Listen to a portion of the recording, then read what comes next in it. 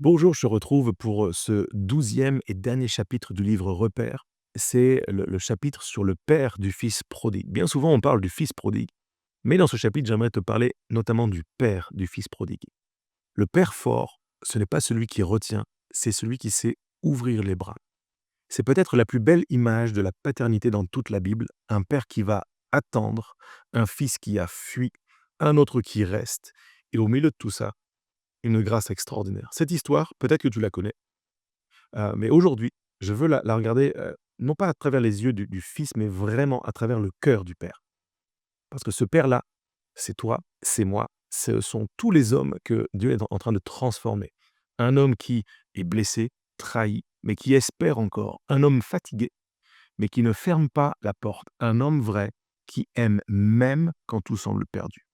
Première pensée, heu, le père du fils prodigue, c'est le père qui va laisser partir. Son fils cadet vient le trouver et lui dit, on lit ça dans Luc chapitre 15 verset 12, Père, donne-moi la part de bien qui doit me revenir. C'est brutal, c'est comme s'il disait, je veux ton héritage, je ne te veux plus, et l'héritage parle de la mort, je considère maintenant que tu es mort, donne-moi ma part, tu n'existes plus, je veux vivre la vie comme j'ai envie, je ne veux plus de toi, je ne veux plus te rendre de compte, et le père, contre toute attente, ne va pas le retenir. Il va partager et il va laisser partir. Aimer parfois, c'est laisser partir, c'est laisser aller. Ça ne veut pas dire qu'il a approuvé, mais c'est littéralement, il a accepté le scénario. Heu, il avait compris ceci: les enfants que Dieu nous donne nous sont prêtés, ils nous sont confiés et il faut parfois savoir les relâcher pour pouvoir un jour les retrouver. L'amour du père ne contrôle pas tout, mais il confie. Il y a des saisons où tu dois remettre entre les mains de Dieu ceux que tu ne peux plus retenir. Tu ne les perds pas, mais tu les places, tu les confies. À qui? Tu les confies à Dieu. Tu les places où? Dans la prière, au trône de la grâce. Tu continues de les aimer à distance, en silence et dans la prière. Le vrai père n'enferme pas, il va bénir avant le départ, parce que son espérance ne dépendait pas du comportement de son fils, mais du caractère de son Dieu. Quelle pensée puissante! La deuxième pensée contenue dans ce chapitre, c'est le père qui attend sans se lasser. Le texte nous dit ceci: «Comme il était encore loin, son père le vit et fut ému de compassion». Luc 15, verset 20. Cela veut dire que le père regardait souvent au loin et il espérait chaque jour, il sortait peut-être sur le chemin en se demandant: «Est-ce que ce sera aujourd'hui?» Ce père n'a jamais fermé son cœur. Il a toujours gardé la porte de son cœur ouverte pour son fils qui était parti.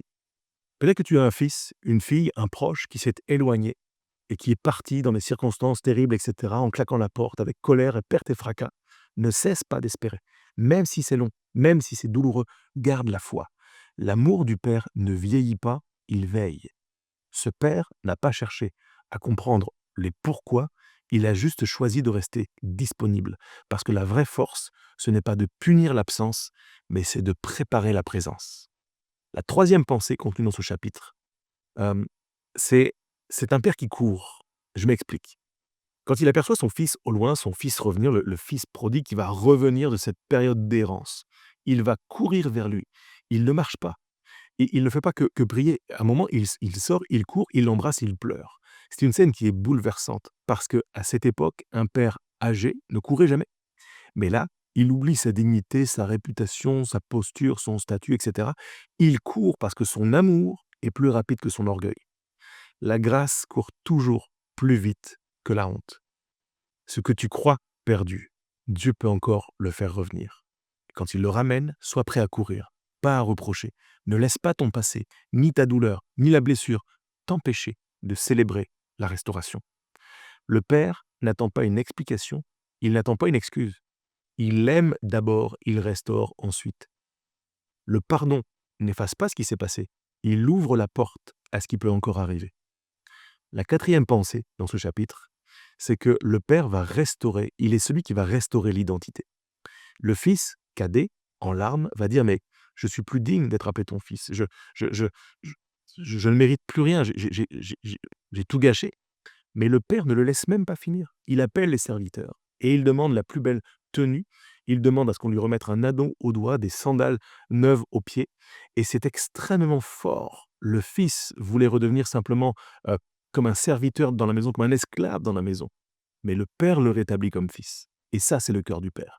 Il ne redonne pas selon les fautes, selon les mérites, mais il donne selon son amour. Il ne traite pas ses enfants selon leurs erreurs, mais selon leur identité. Il ne traite pas, il ne juge pas ses enfants selon ce qu'ils mériteraient seulement, mais dans la perspective de ce qu'ils peuvent devenir ou redevenir. L'amour du Père restaure plus vite que la honte détruit. Et si Dieu agit ainsi avec toi, alors toi aussi, fais de même avec ceux qui reviennent dans ta vie, avec les enfants qui reconnectent, avec l'enfant qui revient, qui se souvient, qui se repent. Ne rappelle pas leur passé, rappelle-leur leurs valeurs. Ne parle pas de ce qu'ils ont fait, parle de ce qu'ils sont en train de devenir. Parce que le vrai père, c'est celui qui rappelle les fils à leur, et les filles à leur identité, même quand eux-mêmes n'y croient plus. La cinquième pensée de ce chapitre, c'est que c'est un père qui va célébrer. Le père ne se contente pas de pardonner, il organise une fête et il dit ceci: «Mon fils que voici, qui était mort, est revenu à la vie». C'est magnifique. C'est pas juste une réconciliation, c'est une résurrection et il la célèbre parce que la maison du père n'est pas un tribunal, c'est un lieu de reconnaissance. Quand un fils, une fille revient, le ciel se réjouit et la maison du père devient un sanctuaire de joie.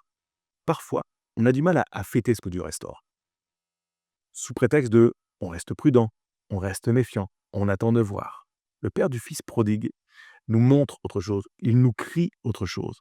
La joie est aussi une forme de foi. Fêter, c'est croire que le pardon va durer. Célèbre ce que Dieu ramène, même si c'est encore fragile. La sixième pensée dans ce chapitre, c'est que le père euh, va rester juste. Je m'explique. Pendant la fête, le fils aîné, lui, va bouder. Lui, il comprend pas. Lui, il dit: «Bah, ça fait tellement d'années que je te sers, moi, j'ai rien reçu et tu fais une fête pour lui» et le père va aller à sa rencontre et encore une fois, il fait le premier pas.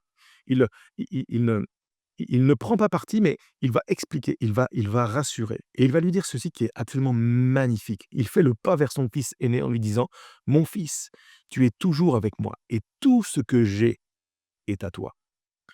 Ce père-là, c'est la sagesse incarnée. Il sait gérer le retour du fils égaré sans négliger celui qui est resté. Il ne les compare pas, il les équilibre.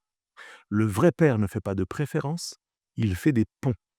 Tu seras parfois entre deux fils, deux enfants, l'un blessé, l'autre jaloux. Mais si tu marches dans la grâce, tu deviendras un père capable de garder la paix dans la diversité. Alors pour résumer ce chapitre, le père du fils prodigue, bien, c'est ce père qui est vraiment l'image, comme une forme d'incarnation du cœur de Dieu, mais aussi le modèle du père spirituel que nous devons devenir. Il laisse partir sans haïr. Il attend sans se lasser. Il court sans reprocher. Il restaure sans condition. Il célèbre sans honte et il équilibre sans injustice. Le père fort n'est pas celui qui punit vite, mais celui qui aime longtemps. Peut-être que tu as perdu, vu partir un fils, une fille, une relation. Peut-être que tu t'es trompé ou que tu t'es fermé. Dieu t'appelle à rouvrir la porte parce que le père du fils prodigue, c'est aussi l'homme restauré que Dieu veut que tu deviennes. Le père selon Dieu n'est pas celui qui garde, c'est celui qui espère. Et quand il ouvre ses bras, il redonne vie à une génération. J'espère que ces vidéos t'ont parlé. Je t'invite maintenant à lire dans l'intégralité le livre Repère. Il est disponible sur le site jérémypoulet.com. À bientôt.